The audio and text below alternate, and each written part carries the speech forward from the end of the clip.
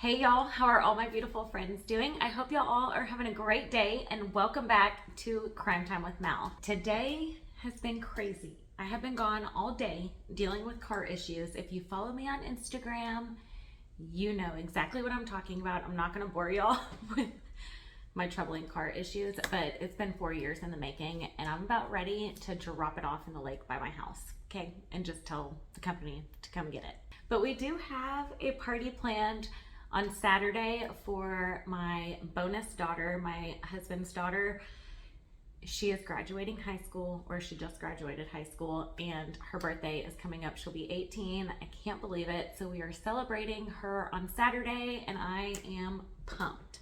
But today's video is a missing person case of Dylan Rounds. Have y'all heard about Dylan? I have not seen a lot of people talk about this, and I think it is extremely important to get the word out. Dylan is 19 years old and he was last seen this past Memorial Day weekend at a bar in Montello, Nevada, 30 miles away from his home in Lucin, Utah. Like I said, this case is super bizarre to me, and his family does believe that there is foul play involved, and honestly, y'all probably will too by the end of this video.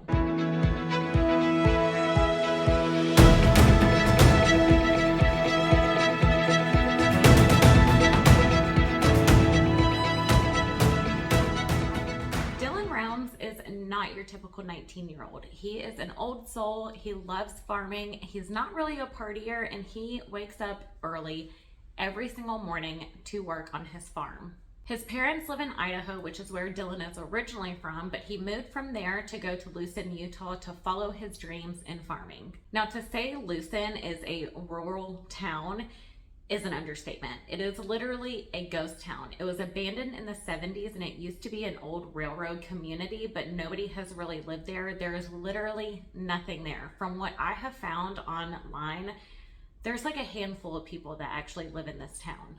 Dylan was staying at a camper on some land that he was turning into a farm, and he was planting trees, planting crops, eager to watch them grow.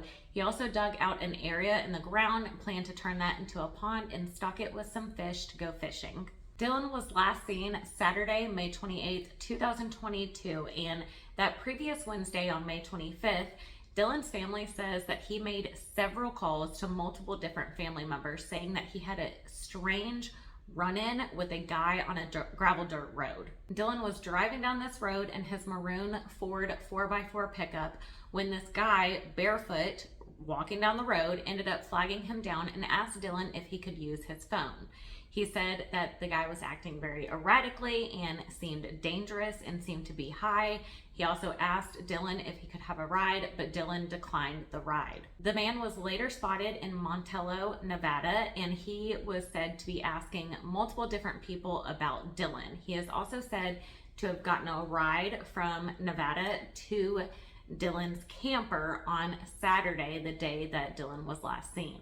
Nothing seemed to be ransacked on the farm, and Dylan's farming equipment was there completely untouched, and everything seemed to be in place. The only thing was Dylan was missing along with his phone and his wallet, and no activity was made on his bank accounts or his phone.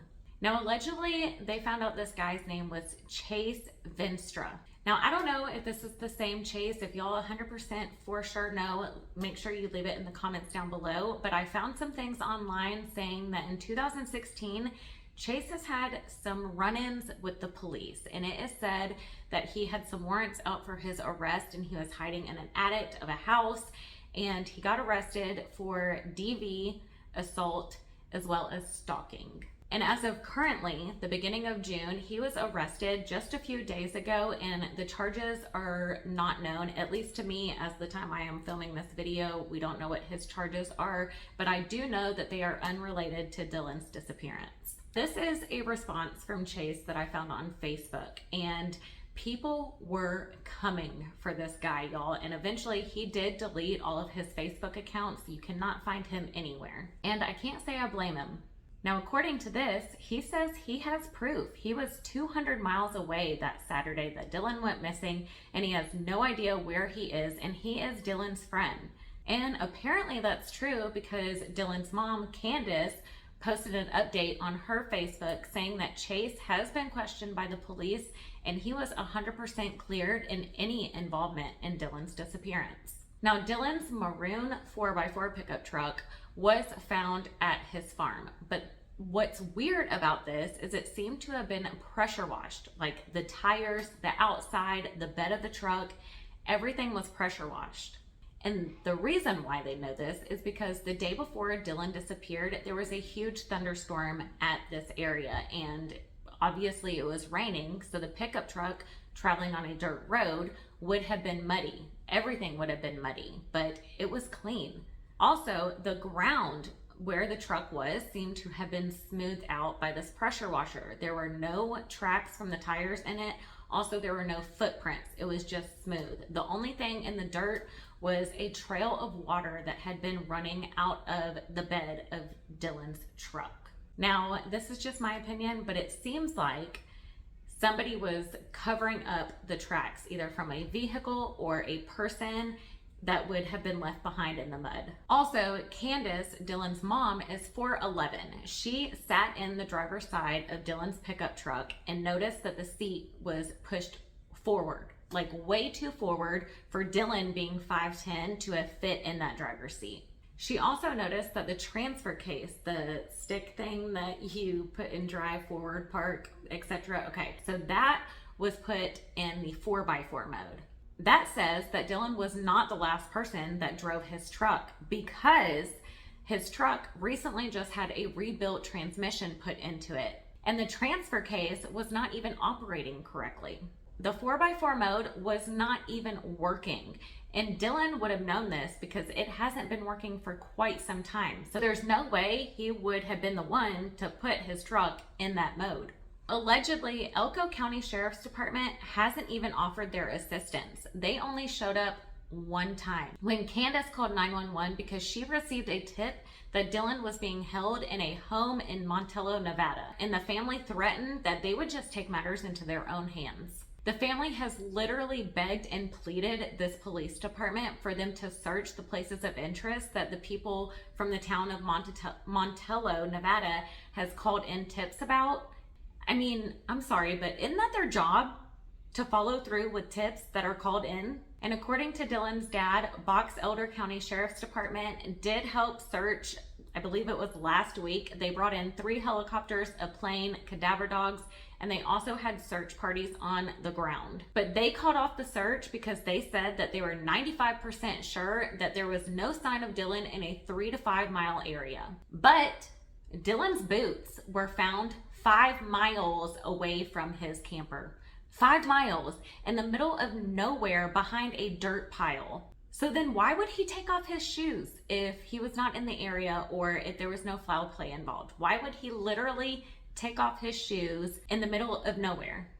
And a detective from Nevada did say that they would send out the Bureau of Land Management, but since then, nobody has heard from any law enforcement.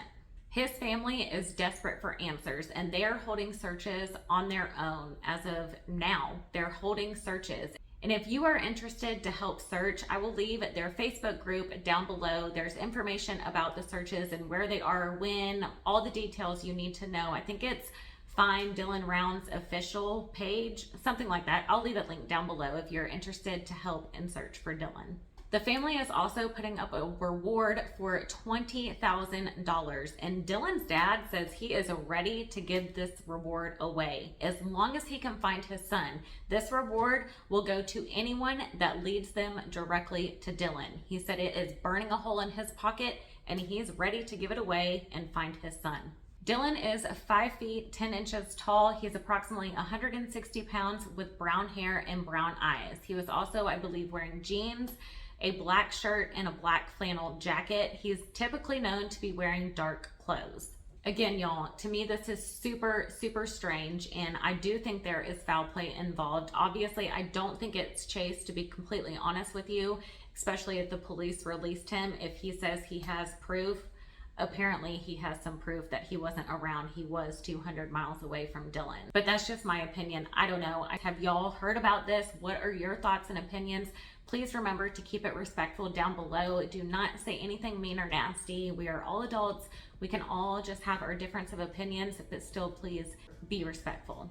And we definitely need to share this wherever we can. We need to blow up social media with this case. We need to talk about Dylan everywhere and anywhere. Just like the Gabby Petito case, that case, I do believe, got blown up because of social media. And we need to do the same exact thing with this case. And I know it's a ghost town in that town. I know there's not a lot of people around, but if you know anything, if you've seen anything, if you heard anything that could be of value, please call law enforcement. You can call Box Elder County Sheriff's Department at 435-723-5227, or you can submit your information and tips to finddylanrounds@gmail.com.